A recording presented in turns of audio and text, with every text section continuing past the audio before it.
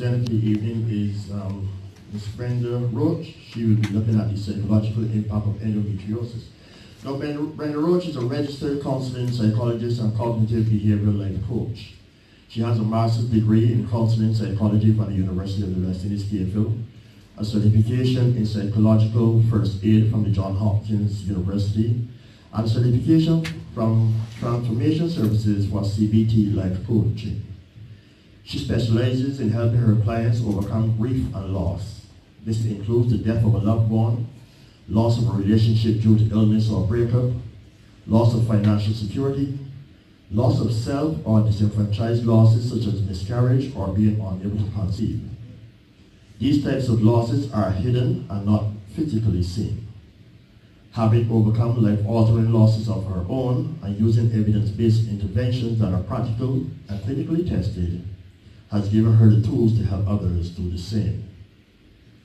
Brenda offers services, both individual and group, in the areas of grief, trauma, addiction, and behavioral issues, such as anxiety and self-esteem.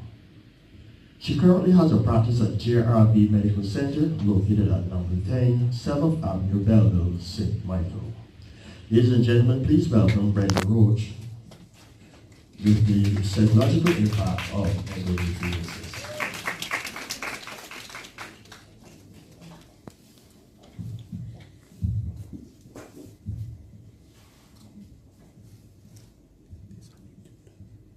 Good evening, everyone.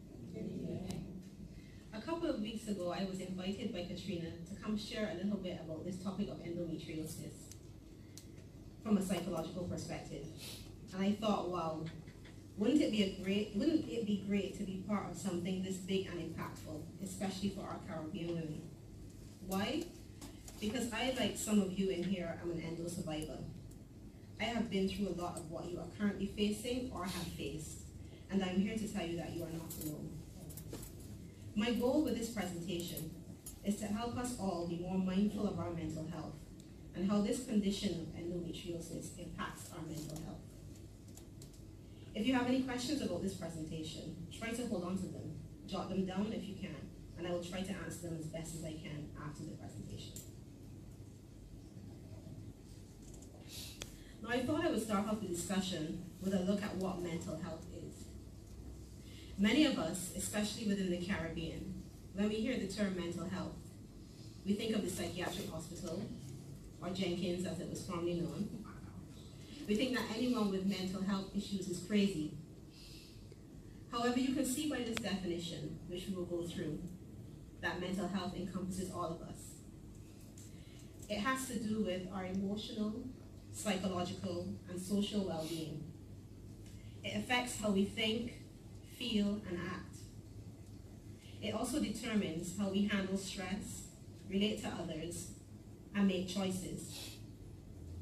Mental health is important at every stage of life, from childhood and adolescence through adulthood. So when we look at this definition, we see words like emotional. And emotions are happy, sad, angry, and you know the list is endless. And these are all things that we all experience.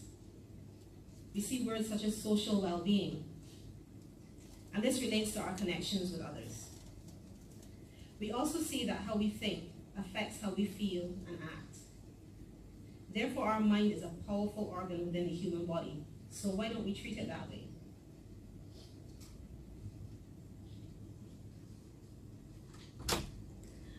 What is endometriosis? So this is a brief definition I have here. But here at this seminar, the doctors on the panel will give you all the medical terms and definitions that will assist you. My definition is endometriosis is a painful, debilitating condition in which the tissue that makes up the lining of the womb is present on other organs inside your body. As to what causes it, this is not fully known. Some think genetics may be involved, and maybe the panel will be able to shed a little bit more light on that for us as well this evening.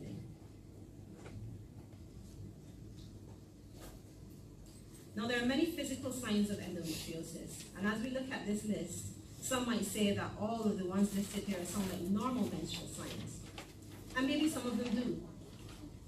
But there are some, such as the painful bowel movements, the abnormal or heavy bleeding during periods, the painful sexual intercourse, and difficulty becoming pregnant that are more or less synonymous with symptoms of endometriosis.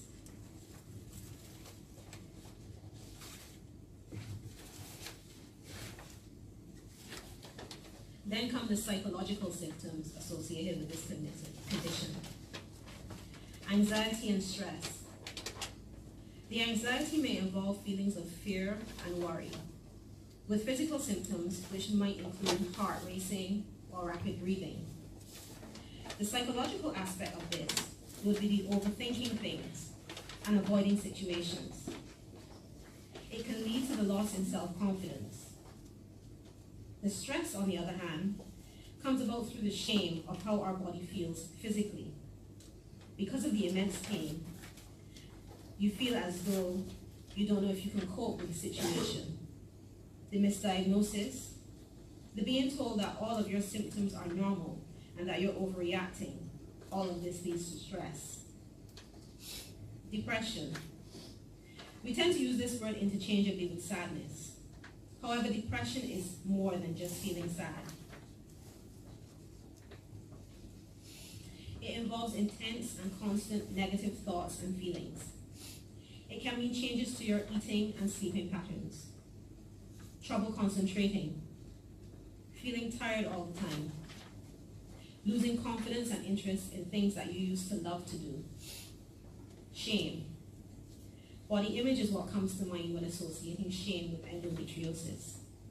And I think this one can be the biggest psychological symptoms that women suffer with endometriosis. And this is the one that I see most when they come to see me in my private practice. It's the way we think and feel about our bodies. And for women with endometriosis, negative body image can be a problem, especially with physical symptoms such as pain, fatigue, bloating, painful sex, irregular or heavy periods affect the way we feel about our bodies. Not knowing how your body is going to feel day to day. Will I look so bloated that I look pregnant? Is one of the many questions women ask themselves. Isolation. Because only I feel this way and people don't understand, then I am alone in this. And this is the belief that many women carry around with them. Therefore, I close myself off from the world until I can cope, until I can manage. Now, I have disappointment and unworthiness on this slide as well, but I will cover that in the next two slides. The emotional toll that endometriosis brings can fall under two categories: the societal implications or societal expectations and the family expectations. Under the societal expectations, we have been brought up or conditioned to believe that as women, we are expected to bear certain pain. You know, we always go back to that biblical story of Adam and Eve, and that it was Eve, because of Eve, that we as women suffer. But we won't get into that here. But because of this belief, and many other beliefs that we may hold, we as women think that we still need to be able to get up and move, get up and get the job done. I'm sure that many of us have felt this way. But sometimes we just can't. And we need to understand that that is okay. When that pain is hitting you, like a jackhammer is literally pounding your stomach, as though little knives are consistently slicing your insides. When all you can do is curl up in the fetal position, because that is the only position where you can get a semblance of comfort, then that is what you do. Or when people on the street approach you, neighbors, childhood friends, and ask you, do you have any children? What's taking you so long? Then you begin to feel like less of a woman. You begin to feel unworthy. And again, that brings us back to socialization and how we were raised, because it is the expectation of a woman to reproduce, right? Family expectations. These are similar to societal expectations in that family members place pressure on the females in their families. Now, this isn't done spitefully, I don't think. I think it's just an automatic response. When parents want to become grandparents, siblings want to become aunties and uncles, hence the disappointment.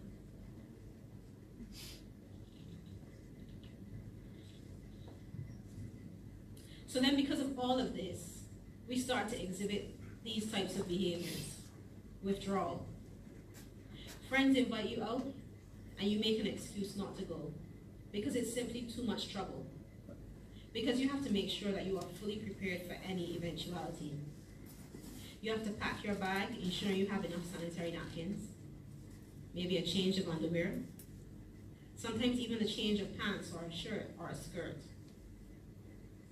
You have to be more mindful of where the bathrooms are located within any environment you are in. So it takes more effort to go out and have a good time. Avoidance. You have to stay home from work a couple of days each month because the pain is too great. And this brings an added stressor. Because if you don't have an employer who you can talk to about what you may be experiencing, or you have colleagues who may not be understanding as well, then this makes work life intolerable. Avoidance also comes in the form of not attending certain social gatherings.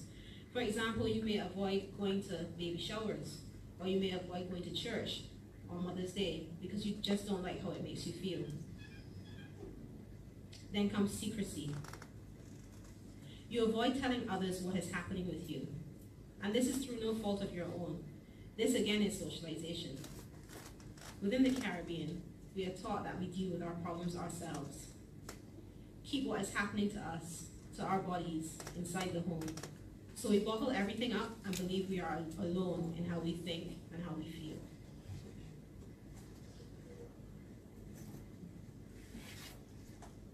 Support is so important when it comes to chronic illnesses. Some of us have been blessed to have support from family, whether that takes the form of spousal support, support from a boyfriend or significant other, siblings or parents, or some have the support of friends. However, for some there isn't much support at all, and that's how therapy can help. Therapy gives patients the opportunity to explore their thoughts, feelings, and beliefs around being ill, with an aim that a woman can still lead a fulfilling life. Now, a lot of women I see find it comforting, that they can talk to someone who has experienced what they are going through. I'm not saying that you can't go to a psychologist or a friend who hasn't gone through endometriosis. However, some find it comforting. We all need to belong to something. We do not exist alone, and therefore, therapy is a way to get that much needed support.